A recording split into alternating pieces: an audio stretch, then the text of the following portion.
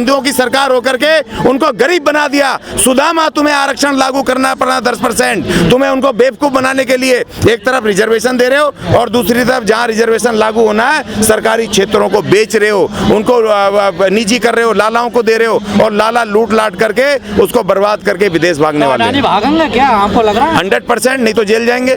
भागने के अलावा कोई रास्ता नहीं है। ये लाख बचा लें, देखिए ये किसी हालत में है। जेल कौन भेजेगा? सेबी बेचेगी, सेबी जो इस देश की जो मॉनिटर करती है तमाम इसको फंड को, जो सारे बैंकों को देखती है। SBI का पैसा इस देश की जनता भेजेगी। SBI से सवाल पूछेंगे, अभी हम LI से सवाल पूछेंगे, तुम हमें 10,000 रुपए हमें खाने के लिए, रोटी खाने के लिए या हमें तुम घर खरीदने के लिए लोन नहीं देते, लेकिन इन लालाओं को शेयर के ऊपर, शेयरों की जमानत के ऊपर आपने इनको पैसा दे दिया। अडानी ग्रुप कह रहा है हिंडनबर्ग ने जो रिपोर्ट छापी है वो गलत रिपोर्ट है, हम कोर्ट जाएंगे। तो जाओ ना भाई, आज इतने दिन हो गए, क्यों नहीं गए? किसने रोका आपको? आप जाओ, अमेरिका की कोर्ट में आपको खुला है, इंटरनेशनल कोर्ट खुली है, उसमें जाओ। किसने रोका है आपको? अभी तक नुकसान होता जा रहा है, आप कहाँ जाए वो? अरे भैया 400 पेज की आपने उनको चिट्ठी तो भेज दी, लेकिन वो तो ठीक है, लेकिन आपने अभी तक एक एप्लीकेशन क्यों नहीं दी वहाँ कोर्ट में? आप दुनिया के नंबर 2 के 3 के आदमी, मालदार, तुम्हारी तो पहले सुनेंगे क्योंकि वो मालदारों की सुनते हैं। अमेरिका भी और इस देश के भी लोग मालदारों की सुनते हैं। तुम दुनिया के मालदार नंबर 3, तो तुम्हारी कोर्ट पहले सुनेगा। जाओ वहाँ पे, वहाँ डाल लो डेरा, वो आपकी सुनेंगे। वो पूंजीवादी देश है, पूरा पूंजीवादियों की सुनते हैं। आप जाके क्यों नहीं लगा रहे एप्लीकेशन? क्यों? क्योंकि आपको जवाब देने पड़ेंगे कोर्ट में। एप्लीकेशन लगा के आपको बताना पड़ेगा 150 रुपए का शेयर 3,500 रुपए का कैसे हुआ, कैसे आपने मलेशिया से बैठ करके आपने यहाँ के शेयरों को खुद आपके परिवार ने खरीदा, नाम बदल के आपको बताना पड़ेगा आपने जो चीटिंग करी है। हर्षद मेहता पे लगते रहे हैं, लेकिन उन्हें तो आजकल हीरो माना जाता है। देखिए उनके ऊपर फिल्म भी बन रही है। देखिए हर्षद मेहता कोई विलेन नहीं था, मैं बताऊं। हर्षद मेहता ने अगर मैनिपुलेट किया तो उसने जो सरकारी क्षेत्र से पैसा लिया था लोन, उसने पैसा कमा के रिटर्न किया। मगर ये जो भागे हैं, ये जो महल चौक, ये जो भागे हैं सारे के सारे, ये मोदी वगैरह, नीरव मोदी, फलाने मोदी, ढिकड़े मोदी और ये अपने वो किंगफिशर वाला और ये सारे भागे महाचोर। ये पैसा लेके भागे हमारे बैंकों का, हमारे देश का पैसा लेकर के भागे हैं, या भगाया हो या भागे हैं। और अब ये अडानी भागने वाला है। और देखो इसमें सबसे बड़ी बात ये है कि इसमें ज्यादातर लोग बेचारे वो मोदी जी के गांव के क्यों हैं? वो सारे के सारे इन्हीं के गांव के क्यों हैं और इन्हीं के साथ उनका रिश्ता क्यों जुड़ रहा है? कहा जाता मार्केट को तो पूरी दुनिया मैनिपुलेट करती है, हर कंट्री अपने अपने हिसाब से करती है। लेकिन इस तरह नहीं करती ना, अपने लोगों को नहीं लूटती ना, आप दूसरों को लूटो ना भाई। आप अमेरिका को लूटो, आप इंग्लैंड को लूटो, आप दूसरे को लूटो। आप अपने भारत के बैंकों को लूट रहे हो। हमारे गरीबों का पैसा, हमारे जो तनख्वाह आती है, जो 100 रुपए, 500 रुपए, 1000 रुपए हम बचाते हैं, वो हमारा पैसा, हमारे जीवन बीमा, हम अपने बच्चों के लिए एक एक पैसा जोड़ करके LIC लेते हैं, हमारा पैसा आप दे रहे हो। बिजनेसमैन को तो अपने पैसे से करो ना भाई। देश का पैसा क्यों बर्बाद कर रहे हो? हमारा पैसा किसने कहा इस सरकार को देने को? क्यों दिया आपने उसको पैसा? आपको जवाब देना पड़ेगा। देखिए देश की ये जनतंत्र है, जनता की अदालत में इन सबको जवाब देना होगा। हमारे खून पसीने की कमाई आपने क्यों दी है? और ये बजट में दिख गया, इन्होंने इसीलिए लॉलीपॉप दिया, ये चुनावी बजट है, इसीलिए लॉलीपॉप दिए इन्होंने।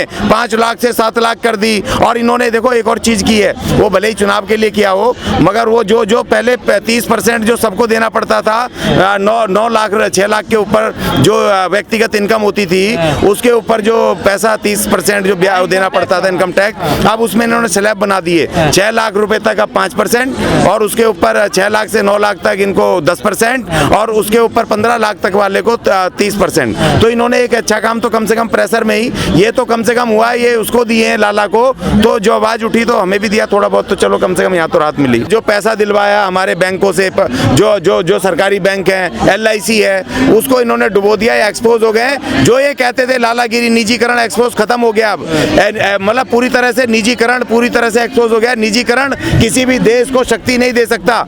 जब पूरी दुनिया बर्बाद हो रही थी 2004 में, तो क्योंकि हम भारत में कोई फर्क नहीं पड़ा आर्थिक मंदी का, पूरी दुनिया का। क्यों? क्योंकि हमारा जितना सेक्टर है, फाइनेंस सेक्टर, चाहे हमारे LIC हो, चाहे बैंक्स हो, वो सब हमारा सरकारी क्षेत्र में था। पूरा धन हमारे सरकारी खजाने में आता था, किसी लाला की जेब में ना जा करके। आज 5 लाख करोड़ का लॉस हुआ है, वो लाला भागने वाला है। और कम से कम 1 लाख 1.5 लाख करोड़ का लाला अडानी जी, अब उनका भी एक वो तैयार है, अडानी पे वो भी भागने वाले। शेयर को मैनिपुलेट किया है, गुमराह किया है पूरी मार्केट को। देखिए एक पत्रकार, एक कंपनी, विदेशी कंपनी उसको जवाब नहीं दे पा रहे हैं। और उसने कह दिया तिरंगे में लपेट के कब तक देश को लूटोगे भाई? एक विदेशी तुम्हें चुनौती दे रहा है। और तुम्हारे कहते हैं जब तुम्हें छींक मारते हैं ना, कहते हैं दुनिया में डंका बज रहा है, तो आज एक डंका तुम्हारे भ्रष्टाचार का, तुम्हारे कुकर्मों को भी बज रहा है, और आप कह रहे हो कि वो हमें बदनाम कर रहे हैं। अरे जाओ अमेरिका में और उसके खिलाफ रिपोर्ट दर्ज कराओ और जाओ उनके खिलाफ केस दर्ज करो। बिल्कुल नहीं। देखिए ये तो सबको राष्ट्र में ही करते हैं। राष्ट्र कौन सा है इनका तो हिंदू राष्ट्र है ना, अभी वो बना ही नहीं है, उसी का वो उसी के खिलाफ होगा। भारत राष्ट्र है हमारा, किसी एक लाला का नहीं है, हमारा नहीं। हिंदू राष्ट्र बनने वाला रघुराज देखिए तो बना हुआ है, अब खाली नाम ही तो बदलना है। देखिए प्रधान राष्ट्रपति से लेकर के और प्रधानमंत्री से लेकर के कैबिनेट, और सुनिए, और आपके जो तीनों सेनाओं के सेना नायक, पुलिस के तमाम अधिकारी और नीचे से लेके ऊपर तक सारे मुख्यमंत्री सब हिंदू ही तो हैं। अब हिंदू राष्ट्र में बचा क्या, खाली नाम ही तो बचना बदल गया। तो करो ना, हिंदुओं के लिए काम करो। भाई मैं भी हिंदू हूँ, मुझे अरे सर मैं हिंदू हूँ, हिंदू राष्ट्र बना के क्या करोगे? अभी तुम सारे हिंदू हो तो हिंदुओं को कम से कम जमीनें बांटो, एक एक एकड़, उनको नौकरियां दो, कम से कम हिंदुओं का तो कल्याण कर दो। छोड़ो मुसलमानों को, छोड़ो क्रिश्चियनों को, छोड़ो दूसरों को, तो जो हिंदू हैं उनको तो दे दो, उनकी तो शक्ति बढ़ा दो। तो ये जो नारा दे रहे हैं और वही सेम चीज अड्डानी बोल रहे हैं कि ये जो मुझ पे अटैक है, मेरे देश पे अटैक है, भारत पे अटैक है, और ये जो विकास की गाथा है उस विकास की गाथा पे अटैक है। आपको लगता है कि देश विकास कर रहा है? ये 2% प्रधानमंत्री मोदी खुद कह रहे हैं कि 2% लोग टैक्स देते, उनमें से भी 1.000% भी नहीं है 150 करोड़ के हिसाब से जो इंडस्ट्रीज और अमीर लोग हैं जिनके हाथ में पूरे देश की सत्ता है। सारे जंगल दे दिए इनको, सारे जंगल के पहाड़ दे दिए, आयरन ओर से लेके यूरेनियम तक सारे के सारे ठेके अड्डानी, अंबानी और इन्हीं लोगों को दे रखा है इन्होंने। अडानी पर अटैक, देश पर अटैक कैसे है? ये तो वो बताए ना, अड्डानी जी बोल रहे हैं कि उनके ऊपर अटैक, देश पे अटैक है। देश पे अटैक होगा, कोई भी बंदा धांधलेबाजी करेगा और उस पर अटैक होगा। तो प्रधानमंत्री, जितने भी हमारे देश के अंदर पॉलिटिकल लीडर्स हैं वो भी यही बात बोलते हैं, उन पे कोई भी अटैक करिए, आप कोई भी गवर्नमेंट पॉलिसी के अगेंस्ट बोलिए, मोदी जी कहेंगे ये तो देश पे अटैक है। सारे मोदी जी के लोग बोलेंगे ये तो देशद्रोही है, एंटी नेशनल है। अरे भैया, देश के जो बंदे सत्ता संभाल रहे हैं उनकी गलत पॉलिसी के खिलाफ में बोलना क्या देश के खिलाफ बोलना है क्या? इनको कब समझ में आएगी? सुप्रीम कोर्ट बोल चुका है, इनको लताड़ चुका कई बार कि ये सरकार की गंदी पॉलिसी के खिलाफ बोलना, गलत पॉलिसी के खिलाफ बोलना, एंटी पब्लिक की पॉलिसी जो सरकार चलती है जिन पॉलिसीज के ऊपर, उसके खिलाफ बोलना देशद्रोह नहीं है। सुप्रीम कोर्ट कई बार बोल चुका है इनको, तो ये फिर भी नहीं समझते हैं कि फिर रही बात अड्डानी की, अड्डानी को बचाने की कोशिश हो रही है क्या? वो तो कोशिश करेगा। देखिए मैंने कुछ दिन पहले ये बात बोली थी कि जो कि तमाम मेन स्ट्रीम मीडिया के लोग ये अपनी टीआरपी के चक्कर में बोल रहे थे कि भैया शेयर मार्केट गिर जाएगी, रवीश कुमार जी भी बोल रहे थे शेयर मार्केट का क्या होगा, ये होगा। मैं 3-4 दिन पहले ही बोल दिया था ये बात कि शेयर मार्केट का कोई फर्क नहीं पड़ने वाला। इन्होंने इतनी बुरी तरह कब्जा करा हुआ है, जब तक ये भ्रष्ट लीडर इनके पीछे बैठे हैं, इन इंडस्ट्रीज के पीछे, अड्डानी अंबानी के पीछे, चाहे कांग्रेस हो चाहे बीजेपी हो, ये कभी भी डाउन नहीं होगी मार्केट। फिर 2-3 दिन में फिर अप आ जाएगी। देखा आपने, कल भी अप आ गई और आज भी अप आ गई। आज तो 1200 पॉइंट ऊपर गई है, राइट। तो अभी फिर भी यही चलता है शेयर मार्केट की। जहां तक बात है, ये वो लोग बोलते हैं अरे डूब जाएगी डूब जाएगी, जब उनके सैया, वो कहते हैं कि सैया भयो कोतवाल तो डर काहे का लगना। तो पीछे जब बैठे हुए इनके दादा आका बैठे हैं तो दिक्कत क्या है? वो तो फिर आ जाएंगे। मैंने कहा था 2-3 दिन में देख लेना, मार्केट का फ्लो अलग है। ये जिनको समझ नहीं है ना, वो बोल रहे थे पूरी देश बर्बाद हो जाएगा। देश क्या बर्बाद होगा?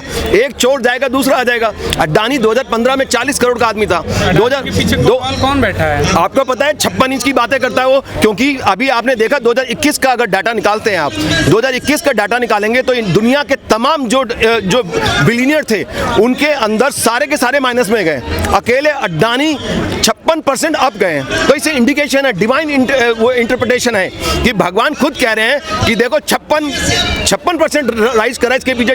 ये तो 2024 की तैयारी कर रहे हैं, वो 2024 की तैयारी करने के लिए ये तो ऑब्वियस था कि वो कुछ ना कुछ ड्रामा तो करेंगे। ये तो जबकि बजट की हालत देखो कि क्या है, is not a progressive budget, actually is a regressive budget. जिस तरह से इन्होंने 2 लाख रुपए एक लिमिट बढ़ाई है वो न्यू स्लॉट के अंदर, न्यू रेजिम जो न्यू टैक्स रेजिम है उसके अंदर उन्होंने 2 लाख रुपए बढ़ाए हैं लोगों पे एहसान करके। जबकि ये 10 साल पहले हम 2012-13 के अंदर बोल रहे थे सरकार से, जो कांग्रेस गवर्नमेंट थी उनसे बोल रहे थे कि ये 10 लाख रुपए कम से कम करो। आज की बात होती तो आज अगर हमारी सरकार होती तो मैं 20 लाख रुपए छूट देता जनता को, क्योंकि जनता, गरीब आदमी, एक आम आदमी बराबरी कैसे करेगा, अमीर कैसे बनेगा? वो कभी भी जिंदगी में अमीर नहीं बन सकता क्योंकि उसके पास कुछ बचता ही नहीं।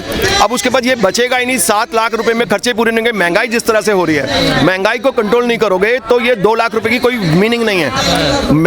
मेन चीज है, आप पेट्रोल के रेट 50 रुपए करो, डीजल के रेट 50 रुपए करो, सीएनजी के रेट 50 रुपए करो, ट्रांसपोर्टेशन चीप करो।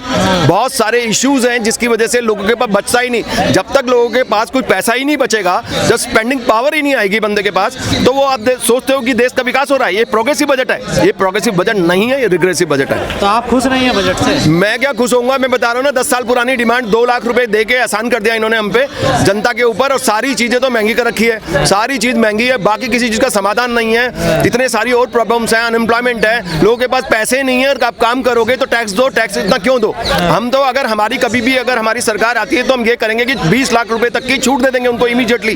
20 लाख रुपए तक अमीर बनो। एक जब तक आर्थिक समानता नहीं आएगी इस देश के अंदर, तब तक आप सामाजिक बदलाव की भी जरूरत वो समझ नहीं पाएंगे कि कभी ये सामाजिक समानता भी आ सकती है हमारे देश के अंदर। टैक्स नहीं देंगे तो फिर देश कैसे चलेगा सर? टैक्स नहीं देंगे, ये इंटरेस्टिंग क्वेश्चन है। ये सरकार को समझना चाहिए कि ये जो इनकम टैक्स है, सरकार, प्रधानमंत्री महोदय ने लाल किले से खुद कहा है कि 2%, आज भी एक्सपर्ट सारे के सारे टीवी पे जो सरकार के जो एक्सपर्ट्स हैं वो ये कह रहे हैं कि सिर्फ 2% लोग टैक्स देते हैं, direct tax, right, income tax की बात कर रहे हैं शायद वो प्रधानमंत्री महोदय। तो ये अगर डायरेक्ट टैक्स अगर 2% देते हैं, वो खुद मानते हैं कि 98% लोग टैक्स नहीं देते हैं। तो जब डायरेक्ट तो देते हैं, तो जब 98%, तो इससे तो गुजारा चलता भी नहीं ना, क्योंकि 2% ही देते हैं, है ना। और असली जो खर्चा चलता है सारे डेवलपमेंट के अंदर, जो फंड लगता है, वो जीएसटी कलेक्शन है। 1.40 to 1.50% रेगुलर हर महीने आ रहा है, मैसिव कलेक्शन आ रहा है। अब ये इतना पैसा आ भी जाए, चलो मान लो कि पूरा देश टैक्स दे भी देता है, उसके बाद सारे पैसे का अल्टीमेटली पहला क्वेश्चन तो ये है कि जनता क्यों नहीं देना चाहती टैक्स?